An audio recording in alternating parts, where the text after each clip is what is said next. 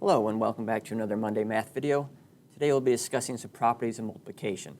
This is essentially a more in-depth look at what we can do with numbers that are multiplied together.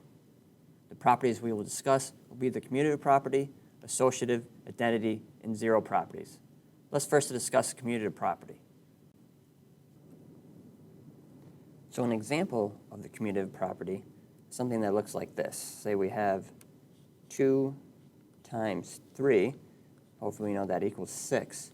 For commutative property, I can take 3 times 2, and that still equals 6.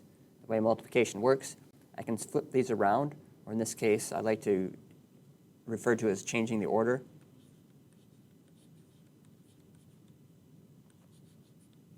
When you change the order, that's commutative property. So what am I doing? I'm going 2 times 3, and I'm just changing these. The answer is still the same, but this is a property of multiplication. I can flip those two. So I can do 2 times 3, and that is the same thing as doing 3 times 2. If you see something that looks like that, that's the commutative property. The commutative property also can apply to more than 2 or 3 numbers. You can have a long list of numbers. The commutative property still works. It's just changing the order. You'll still get the same example or same answer. So for instance, if I have 2 times 4 times 6 times 10, that's still going to be equal to if I take 10 times 6 times 4 times 2. You'll get the same results.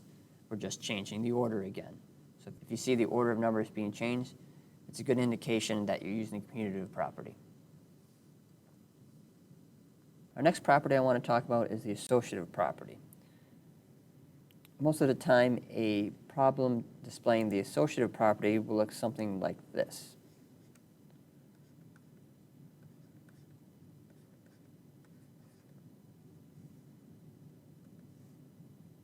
And they'll have parentheses around 2 numbers. Remember, when we see parentheses, that means we do whatever's in parentheses first. So when I think of associative property, I always think of how the numbers are associated with each other, or a lot of the teachers use the word how they are grouped.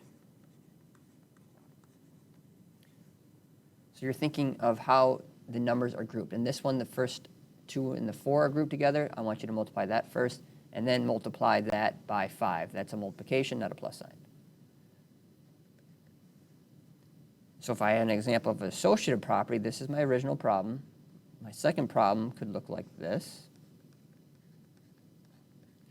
And all I would do is basically move the parentheses.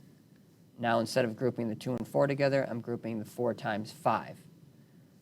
The way this works, you get the same answer. This is sometimes when you group numbers like this, it's easier to do the multiplication. You can do it in your head.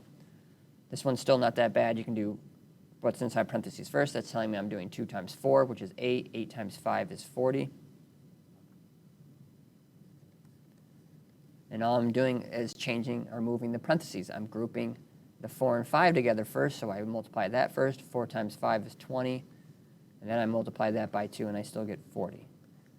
So when you think of the associative property, if you need to see an example of it, my big tip is you look for if the parentheses are moved.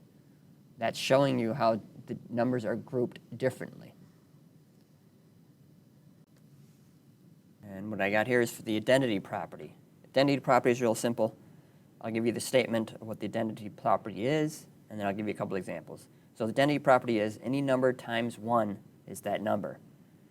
So to clarify, real simple, if I take any number, let's say 25, and I multiply that by 1.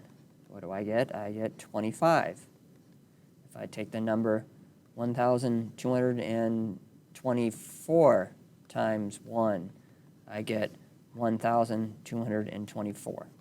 So the big tip-off for the identity property that's being used is you're multiplying that number by 1, and you're getting that same number back. Doesn't matter what I'm using. If I'm doing 2 times 1, that's 2. That's the identity property. Any number times 1 is the identity property. Pretty straightforward, and hopefully that one makes sense. And the last property I'm going to go over today, there's a couple more math properties like distributive. Maybe I'll touch on that later.